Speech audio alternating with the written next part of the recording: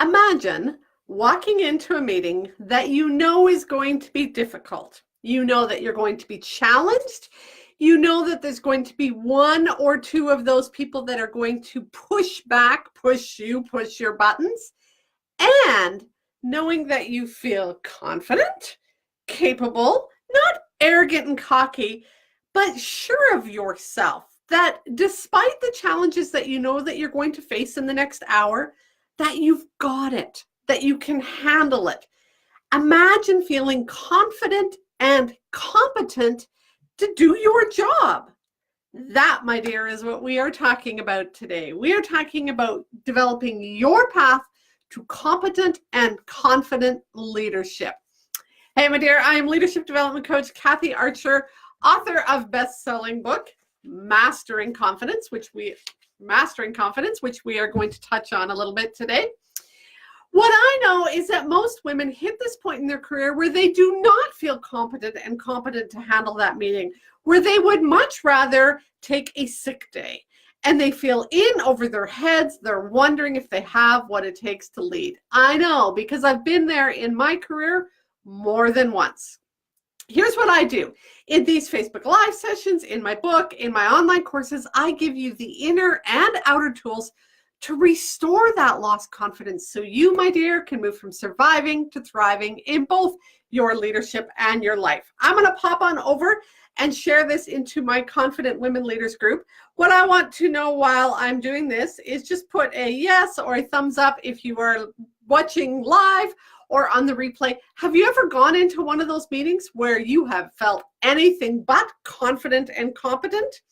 Just say, oh yes, Kathy, I know exactly what you're talking about. Share in a group, post it. I start off Mastering Confidence by this story where I went upstairs to start a meeting, and I knew walking into that room, and there was only about 6 or 8 of us in that room. I knew when I walked into that room that it wasn't going to be pretty. I knew that one particular individual was going to push me hard, push me to the point where she wanted to see me break, and where I was afraid I was going to break. I did not feel capable. I did not feel confident. I felt very nervous, uncomfortable, terrified, angry. I wanted revenge against her. I wanted my boss to fire her, and I had to deal with her. Now, what happened over time, not in the blink of an eye, I learned to develop a level of confidence to deal with her and other people. I mean, let's face it, there is not just one of those people in your life. There are many of those people in your life. And just as soon as you deal with one of them, there's another one that's going to show up. So as leaders, we need to learn how to bounce back. That's why I talk about mastering confidence. Mastering confidence isn't that you suddenly feel confident and you never have to worry about it again. Mastering confidence means you know how to pick yourself up off the floor when you fall down, which you will many, many, many times in leadership. Because here's the thing. Just as soon as you get to that next level, there's always another level. And whenever you go to that next level, you're outside your comfort zone. You're beyond your skill set. You're beyond your comfort in what you're doing, and suddenly you're floundering again, or somebody new comes in with a different personality, or you get a new program, or there's a new way of doing reporting. Something happens, and all of a sudden you're back again, feeling like don't know what you're doing. You feel dumb, stupid, incapable, incompetent. You think that people are judging you, and they probably are. And again, what you'd rather do is run and hide, and it doesn't always work that way. I'm just going to pop over here and make sure that okay, nope, I don't have. I thought somebody had asked a question. All right, welcome to those who are on today. Today we are talking about developing that level of competence and competence so that you can lead, so that you can go into those difficult conversations, so that you can tackle those busy times, so you can handle those challenging meetings. Here's the thing, listen to the title. Competent and confident leadership, but developing your path to that. When you think of a path, what do you think about? It's a journey. You're not like, you don't snap your fingers and you're at the end of that path. Have you ever been on a path? I remember years ago, my daughter and I went for a bike ride in the woods at a campground. And we're tootling along and we see this sign and it says a couple kilometers, go down here and you'll have this next site or scene. And we're like, yeah, let's do it.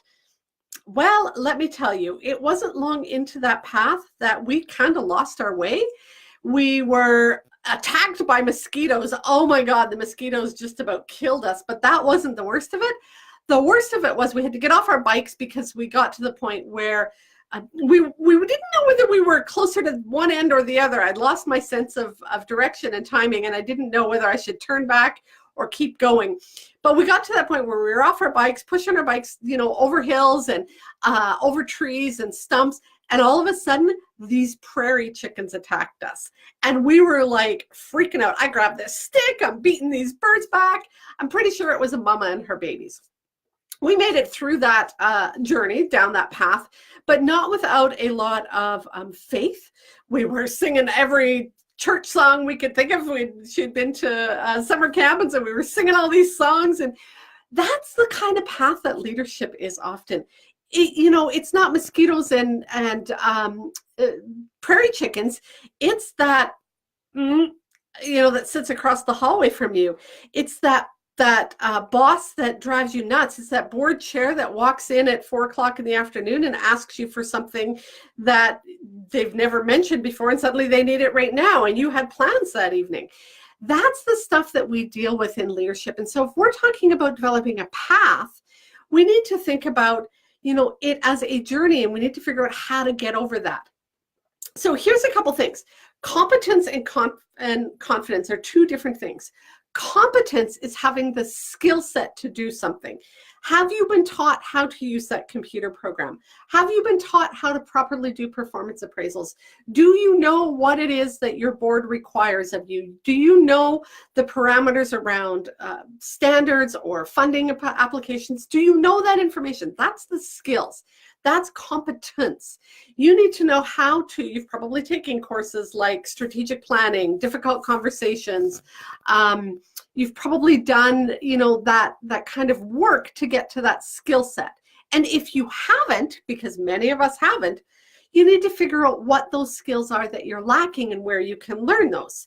So if you don't know how to run a meeting effectively and you're finding that your meetings are turning into this mess, go find a book on how to run an effective meeting. Watch some YouTube videos. Sign up for a little mini course. Trust me, there's tons of it out there. Just Google it, how to run a meeting. You'll find it. You might need to figure out that skill set. Confidence is inherent in here. Confidence is what you think you can do. So maybe you've read the book on how to run a meeting, but if you still don't think you can handle the pressure of running a meeting, maybe you don't feel confident in your public speaking skills, your ability to organize, your ability to share your thoughts. If you think I'm a disorganized person, if you think I'm not good at being in control of a group of people, if you think that you're not going to be able to handle the feedback that you get when you present that idea, you, my dear, are going to lack the confidence. So you need both the skills, figure out what the skills are, and you need to think, you need to believe in yourself. Those are two completely different things. So as we look at this path going forward, what often happens is, here's what I often say to people when people ask what it is I do. I don't teach you leadership skills for the most part.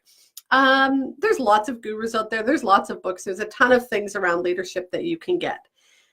The problem is many of us know those things and we don't do them. What I do is I get to that underneath stuff. Why do I know how to have courageous conversations and I still am terrified to have courageous conversations? Why do I know the importance of meeting with my staff and doing regular supervisions with them, but I continue to procrastinate? Why have I read all those books on time management and I still suck at it? That's the stuff that I teach you. Because again, here's the thing. Competence is a skill set, but I can have that skill set.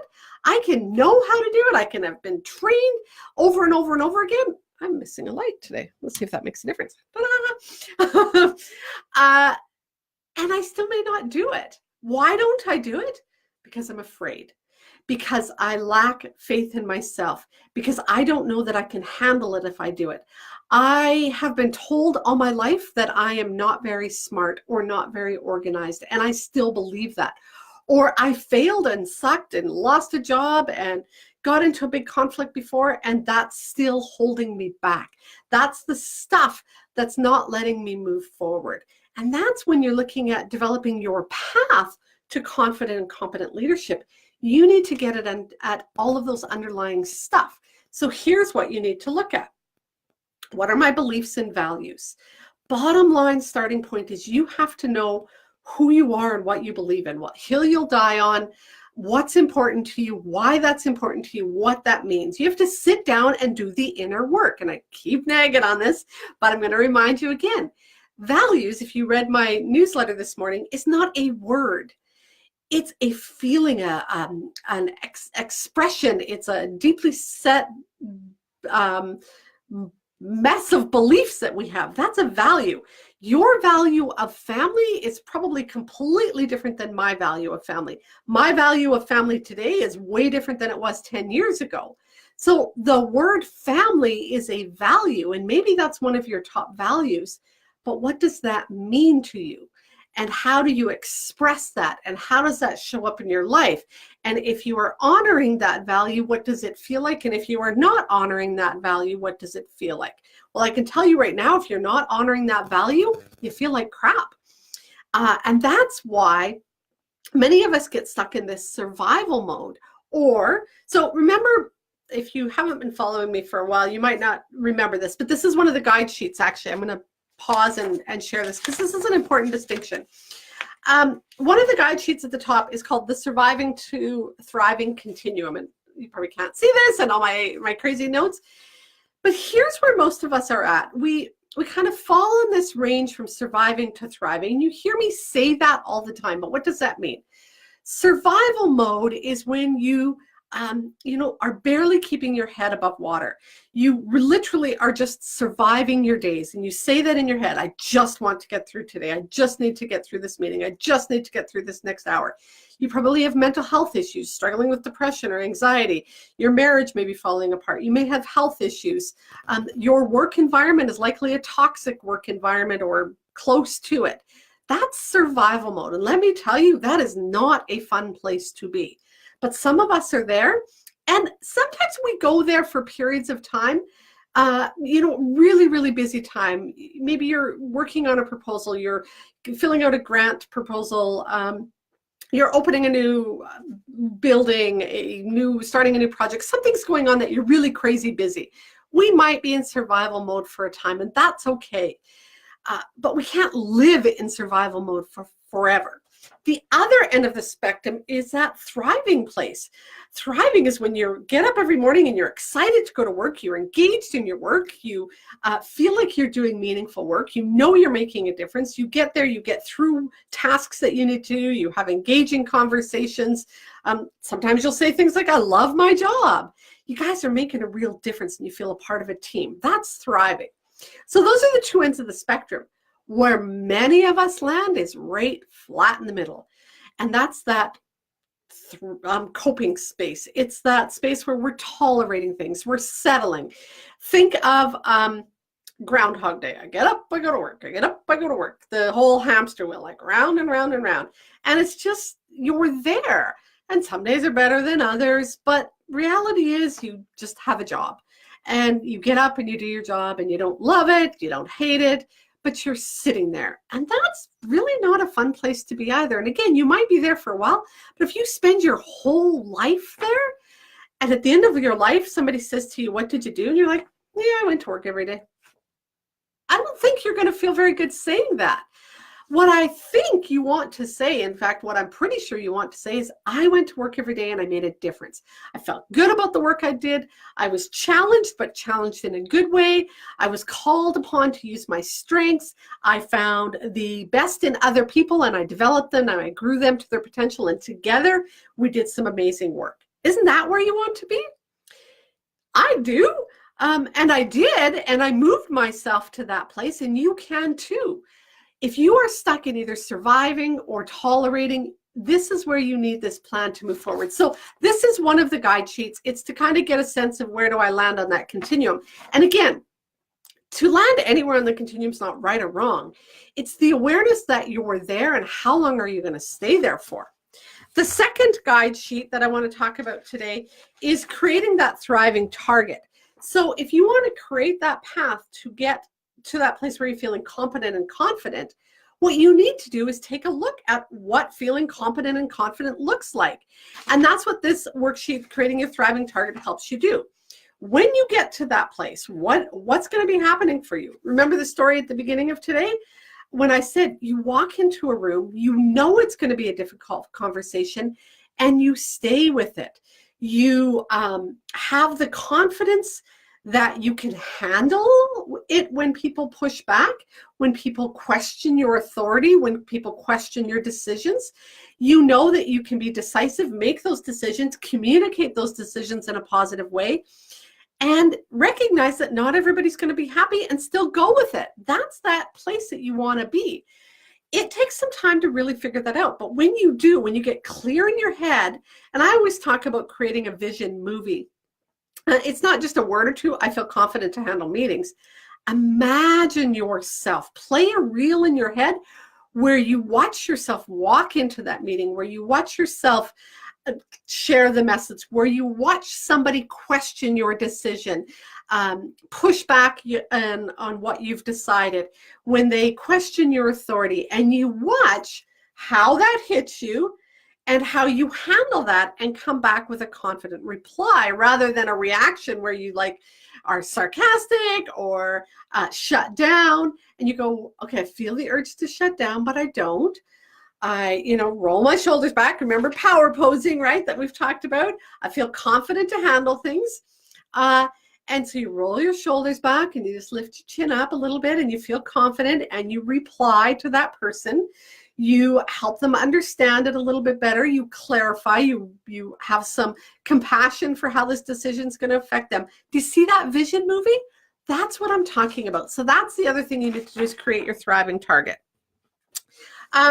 Then as we were talking as well over the last few weeks, we've been talking about character. And as you're looking at that, that's part of that thriving target. If I am aligned with who I am, if I'm using my character strengths to their fullest, if I have clarity around my values and beliefs and ethics and morals, that is part of that path. You need to get that clarity so that as you're moving in that direction, you're building up confidence. You're feeling more competent. You're feeling like people are viewing you as being credible. Where we often start on this path is feeling, foolish. We feel like we're failing. We feel like we're afraid. And if we stay there, we're going to stay stuck in that survival mode or that tolerating or complying place. If we want to move from feeling fearful, like we're failing, to feeling competent, confident, in control, then what we have to do is get clarity on those things. So that's the path that you need to go on. So what do you need to do to get there? If you've been following me along, you know the answer to this already. There are 3 things you need to identify.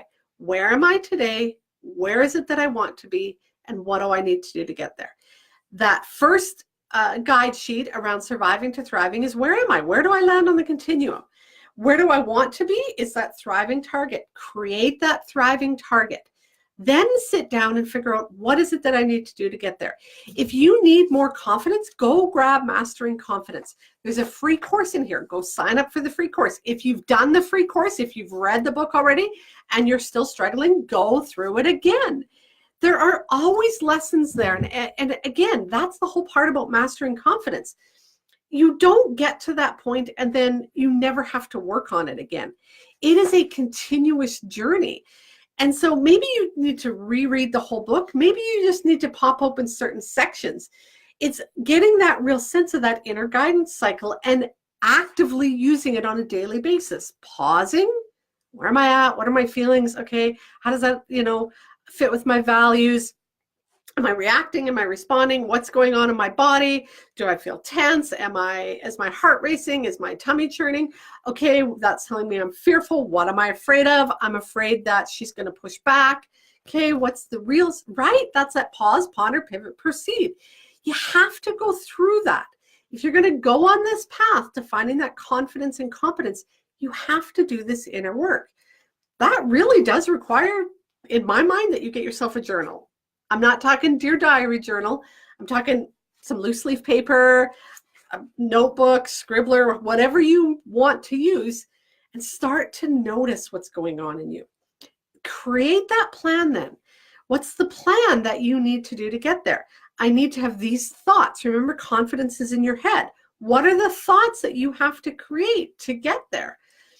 I have to walk into the room and say, I believe I can do this. I've got this. I can handle this. I know I can do this.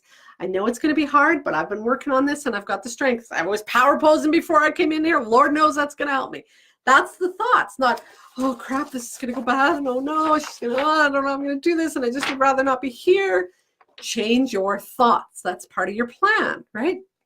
What are the habits? What are the habits you need to shift? You might need to create the habit of power posing before you go into a meeting. You might need to create the habit of writing down some affirmations before you walk into those difficult times. You might need to get in the habit of journaling after meetings to go, okay, what happened?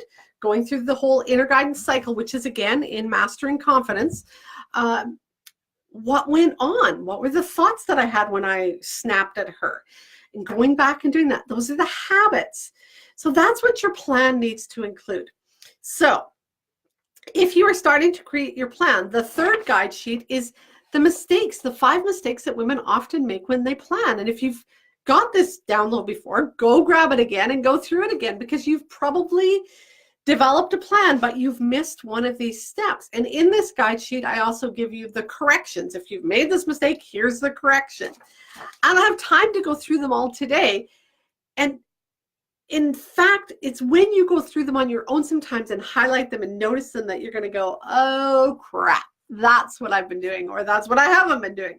So make sure you go grab that guide sheet. If you want to move along that path, if you have questions while I'm here, ask me questions, please. Or if you're watching the replay, always ask me questions. But to move from that place of fumbling, failing, fearful to competent, confident, and control, there's 2 things that you need to do. You need to make sure you have the skill set, and you need to make sure that you have your thoughts and beliefs about yourself in check. To do that, you need a plan. It does not just happen. Do you know what our bodies are hardwired to do? Our bodies are hardwired to be afraid. Our bodies are meant to be fearful of the outside things that are going to attack us. If you think about how we were created in this world and what we were doing 100 and 200 and 500 years ago, we were always on guard, right? Like, oh, who's coming? What's going to happen? You know, and that's what our bodies were hardwired to do, because we needed to survive. We don't have to be afraid of the tiger or the bear or the storm coming anymore. When the storm comes, we shut the doors and go inside. Now, what we're doing is we're reacting to everything that's going on. The look that we got from across the room, the email that came, and we're making up these stories. Oh my God, I got this email, and this is what she thinks, and this is what he thought, and this is what he's going to do. And we get all of this stuff in our head, and that creates the fear. If you want to move out of that, you got to change your thoughts. That's the bottom line. Thoughts are everything. And you got to get in here. The best way I know how to get in there is to pause, do some pondering, change your perspective, pause, ponder, pivot, and then get back into action. The best way to change your thoughts is to come inside and look at your thoughts, examine your thoughts, question your thoughts, reevaluate your thoughts, change your thoughts, and then go move forward. Pause, ponder, what's going on inside of me? What's going on in my head? What's going on in my body? What's showing up for me? What are the thoughts I'm having? What are the feelings I'm having? Pivot. Are these feelings going to get me where I want to go? Are these feelings the things that are going to help me achieve my goals? Is this thought going to get me going in the right direction? No. What will? Pivot and then have the courage to get back in action. That's all inner work, my dear. You have the skills. You know how to lead. You've got the training. You've got the know-how. They put you in this position for a reason. You know how to do this. What you struggle with is believing in yourself. You struggle with believing you can do it. That's the path. That is the path to confident and competent leadership, is believing in yourself, changing your thoughts. And to do that, you need a plan. Thoughts don't change overnight. Thoughts don't change automatically. Thoughts are deeply rooted from years and years and years of etched into your brain. You need to create that plan. Go grab the Surviving to Thriving Continuum, take a look at where you're at, grab the thriving target, develop that vision of where you want to be, then start creating your plan. What thoughts, habits, actions do I need to take? What do I need to learn? And then grab that last guide sheet about the 5 mistakes you might make when you're creating your plan, so that you are sure to create a plan that's going to work, that's going to stick for you. We are already mid-November. Like, this year is almost done. If you don't want another year like this, now's your time to kind of draw the line in the sand and say, no more. I'm moving on. I'm changing. Something's going to be different from here on in. Create your plan. Write your plan down. Put some goals in. Put some plans of action in. Put some times into your calendar to work on this. Write your plan down. Get control of your thoughts. Get, clear on where it is you want to go, and then build your plan to get there, my dear. You can do this. It's your fear that's getting in the way. And when you turn that around, oh my God, you're just going to see yourself come alive, and you're really going to hit that thriving place. Any questions, pop them in below.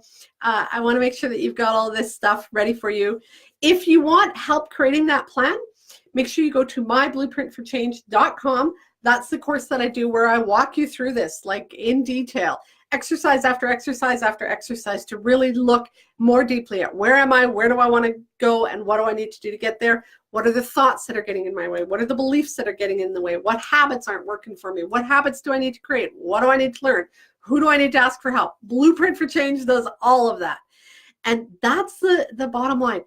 You may be working on confidence, you may be working on public speaking, you may be working on teamwork, you may be working on budgeting, you may be working on moving up from one position to the next. Maybe you're struggling with work-life balance. Maybe you're needing to find a group of mentors or support. You're feeling very isolated and alone. It's a plan. All of that requires a plan. All of that requires you to say, this is not how I want to live my life anymore. This is not how I want to experience my days. And what am I going to do differently? Insanity is, trying the same thing again and again and expecting different results. You can't keep doing the same thing day after day. Groundhog Day, the hamster wheel, you're going to stay there until you stop and create a plan for change. And that plan needs to include both the inner and outer stuff. What are the actions you need to take? What are the thoughts, the mindset? What needs to shift inside of you? That's all in Blueprint for Change. myblueprintforchange.com if you're interested. If you have any questions, if you're following along on the replay, or if you've watched along live, please pop them in. I want to make sure that I give you the support you need, my dear. I know this leadership is a tough journey. I know what it's like to feel like you don't want to go walk into that meeting, feel like you want to cry in the middle of that meeting, and cry after the meeting. I get it. I've been there more than once, let me tell you. I took a month off once on stress leave because I couldn't handle it. I was struggling. I was on antidepressants. I had times where staff filed grievances against me and moved office because they couldn't stand me. And trust me, I couldn't stand them either. I know what it's like to be there. It's not a fun place to be. If you want something different, create a plan for change. That's, my dear, what's going to move you from surviving to thriving in both your leadership and life. Go make the rest of your day awesome, my dear.